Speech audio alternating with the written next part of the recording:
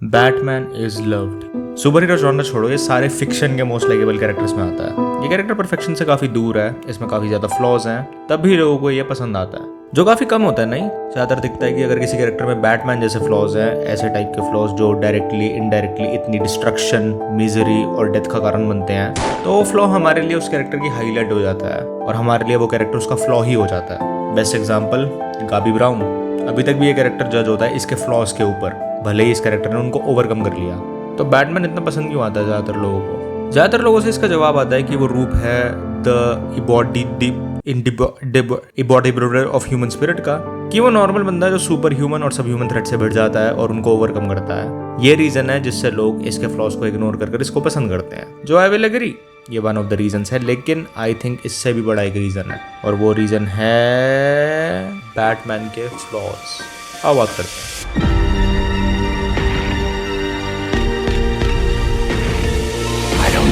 What it was that bent your life out of shape, but maybe I've been there too.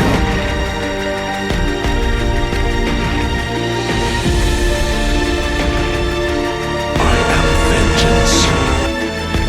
I am the night. I am Batman. तो इस character के 3 flaws हैं जो सबसे ज्यादा noticeable हैं। पहला ये है बिलियनियर। फिर भी वो गौथम की हेल्प पैसे डोनेट करके नहीं करता, बल्कि रात को मारामारी करने निकल जाता है, जो गलत है। रात को मार पिटाई करता है वो, लेकिन कई सारी बैटमैन की स्टोरीज में मेंशन्ड है कि वो खूब डोनेशन भी करता है गौथम को सही करने के लिए। लेकिन यह करप्शन इतना है कि जो पैसा वो डोनेट करता है वो खा लिया जाता है। तो ये वाला फ्लॉ सच नहीं है। जो लोग ये वाला फ्लॉ बताते हैं उनको बैटमैन के बारे में ज्यादा नहीं पता, इसलिए उन लोगों के फ्लॉड कैरेक्टर के फ्लॉ देखने के तरीके फ्लॉड है। दूसरा, बैटमैन अनाथ बच्चों को ट्रेन करता है ताकि वो अपने गोल्स पूरा कर सके, जिसका मेरे पास कोई जस्टिफिकेशन नहीं है। This is just messed up. क्योंकि रियल लाइफ में जब हमने एक बहुत अमीर बंदा देखा जो अकेला रहता है और बच्चों को उठाकर। तीसरा और द मोस्ट नोन फ्लॉ, उसका नो किल रूल, जो सुनने में फ्लॉ नहीं लगता, एक नोबल चीज लगती है, लेकिन इस वजह से इनडायरेक्टली बैटमैन जितनी डिस्ट्रक्शन का रीजन बन जाता है, ये चीज ऑन पेपर कितनी भी नोबल हो, ये फ्लॉ ही बन जाता है, और इसकी वजह से this is most criticized as well. लेकिन ये रूल जो बैटमैन का फ्लॉ लगता है, वो बैटमैन के जेन्युइन कैरेक्टर फ्लॉज की वजह से आया है। अब तक तो सबको जो सुपर हीरो जॉनर का फैन नहीं है उनको भी पता है ब्रूस वेन के ट्रॉमा के बारे में, और कैसे इस इंसिडेंट के बाद एक बच्चा जो कवर में रहता था हमेशा, बिलियनियर की औलाद, जो ऑफ कोर्स सेफ था अपनी 4 दीवारों के बीच में। सिर्फ सेफ ही नहीं, ब्रूस के लिए वही रेफरेंस था दुनिया का। उसके लिए दुनिया वैसी ही थी जैसे उसकी $1 बिलियन की 4 दीवारों के बीच थी, सिक्योर और कंफर्टेबल। लेकिन इस इंसिडेंट ने उसको ट्रॉमा तो दिया, साथ ही साथ में उसको रियलिटी भी दिखाई। पहला कि उसके आसपास की 4 दीवारों के बीच दुनिया खत्म नहीं हो जाती। दूसरा, बाहर की दुनिया जिस घर में वो रहता है वैसी बिल्कुल नहीं है। दुनिया सिक्योर और कंफर्टेबल नहीं है। इट इज़ अगली, it is unsafe, it is brutal. और गॉथम एक सिटी है जो दुनिया के हर एक फ्लॉड सिस्टम, फ्लॉज और बुरे लोगों की रिप्रेजेंटेशन है। ब्रूस जिनसे सबसे ज़्यादा प्यार करता था वो तो इस ब्रूटल सिटी ने उससे छीन ही लिए थे, साथ में इस शहर ने उसका सिक्योर वर्ल्ड व्यू भी ले लिया, रिजल्टिंग उसका ट्रॉमा। और ये ट्रॉमा फ्यूल बना जो ब्रूस को यहाँ से यहाँ ले आया।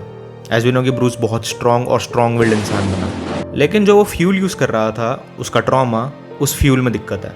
ये बहुत अनस्टेबल हो सकता है अगर इसको ढंग से समझाना जाए। बैटमैन को ये पता है, और अपने आप को स्टेबिलिटी देने के लिए ब्रूस ने खुद को कोड दिया, द नो किल रूल। ज़्यादातर बैटमैन की स्टोरीज में मुझे ये रूल काफ़ी अजीब लगता है कि मैं किसी को मारूंगा नहीं, जिससे बैटमैन बिगिंस में ऐसे अजीब से ऑलमोस्ट हिपोक्रिटिकल सिनेरियोज दिखते हैं।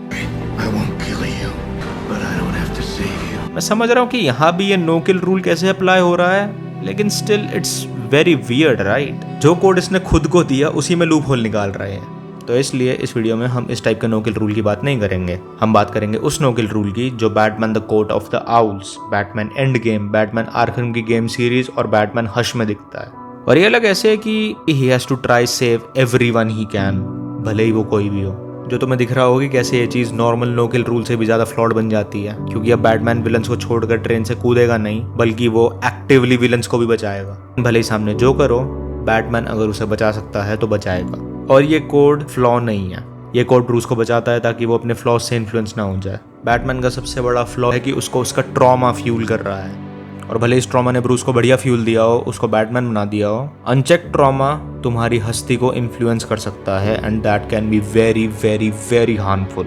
ट्रॉमा तुम्हें बहुत सारे नेगेटिव इमोशंस देता है, जैसे गुस्सा, डर, शेम, होपलेसनेस। बैटमैन का ये कोड इन सबको काउंटर करने में हेल्प करता है। ब्रूस को जो शेम फील होती है कि वो अपने माँ बाप को नहीं बचा पाया, ये कोड उसमें हेल्प करता है कि वो अब जाकर सबको बचा रहा है। ब्रूस जो होपलेसनेस फील करता है कि गॉथम उसका घर कभी ठीक नहीं हो सकता, ये कोड उसमें हेल्प करता है क्योंकि ये कोड उसको फोर्स करता है इस पर होप दिखाने के लिए कि रिफॉर्म होना पॉसिबल है।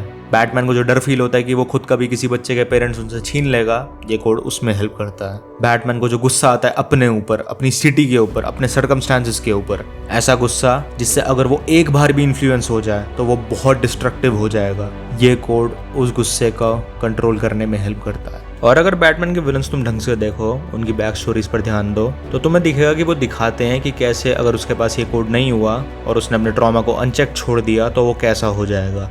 वो हो जाएगा हार्वी डेंट की तरह, जिसने सब सही करा लेकिन वो खुद विक्टिम बन गया इस सिटी का और अपनी होपलेसनेस से इन्फ्लुएंस हो गया। वो हो जाएगा स्केयरक्रो की तरह, जो बचपन में पावरलेस था और इस वजह से अपने डर से इन्फ्लुएंस हो गया। वो हो जाएगा जोकर की तरह, जो अपने गुस्से और केओटिक थॉट से इन्फ्लुएंस हो गया। और ये कोड और ये ट्रॉमा की वजह से बैटमैन इज लव्ड।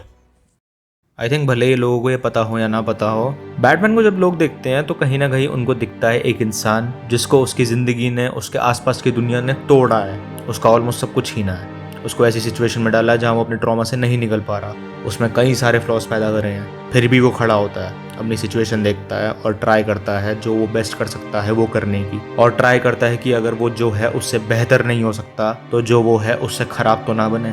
जाने ना जाने दुनिया के हर बंदे को दिखता है कि भले वो सुपरमैन की तरह एक perfect ideal, perfect hero figure नहीं है, तब भी वो हर टाइम सही में अपना बेस्ट दे रहा है। And we value this more than perfection.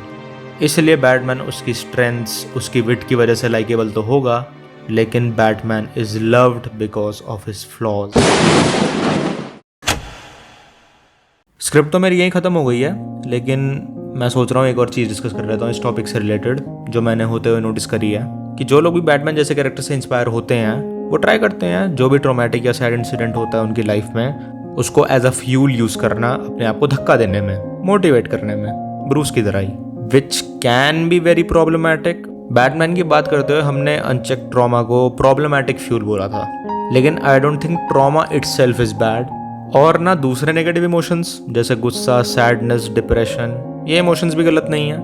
ये इमोशंस हमारे, कैसे बोलूं, इंडिकेटर हैं जो हमें बताते हैं कि हमारे साथ या हमारी लाइफ में कुछ गलत चल रहा है, और इसलिए इनकी बहुत ज़्यादा वैल्यू भी है। जैसे फिजिकल पेन की भी होती है, अगर हमारा शरीर हमें दर्द देकर दिक्कतें पॉइंट आउट ना करे तो आई don't think average human life span 2-4 साल का भी होगा। तो दीज इमोशंस हैव वैल्यू, लेकिन बीइंग इन्फ्लुएंस्ड बाय देम बिना इनको सही से समझे इज टोटली डिफरेंट थिंग। तो अगर तुम किसी चीज़ को लेकर ट्रॉमेटाइज्ड हो, भले ही वो तुम्हें लगता है कि यह तो छोटी चीज़ है, दुखी हो, तो वो इमोशंस एक्नॉलेज करो कि हाँ ये दिखा रहा है कि कुछ गलत हो रहा है लाइफ में, जो भले मेरी वजह से हो रहा है या मेरे बाहर के सर्कमस्टांसेस की वजह से, और उसको चेंज करो। लेकिन प्रॉब्लम यही है कि ज़्यादातर जो लोग बैटमैन जैसे कैरेक्टर से इंस्पायर होते हैं वो इन नेगेटिव इमोशंस को समझने की जगह इनसे इन्फ्लुएंस हो जाते हैं। तो हाँ, अगर बैटमैन से ये इंस्पिरेशन ले रहे हो कि उसने अपने ट्रॉमा को फ्यूल बनाया, तो ये भी इंस्पिरेशन लो कि उसमें कितनी अवेयरनेस भी है, कि उसको दिखा कि उसमें कितने सारे फ्लॉज हैं, तो उसने क्या करा, वो कितने डिस्ट्रक्टिव हो सकते हैं ये समझकर उसने खुद को कोड दिया, जिसने उसके डिस्ट्रक्टिव बिहेवियर को प्रिवेंट करा।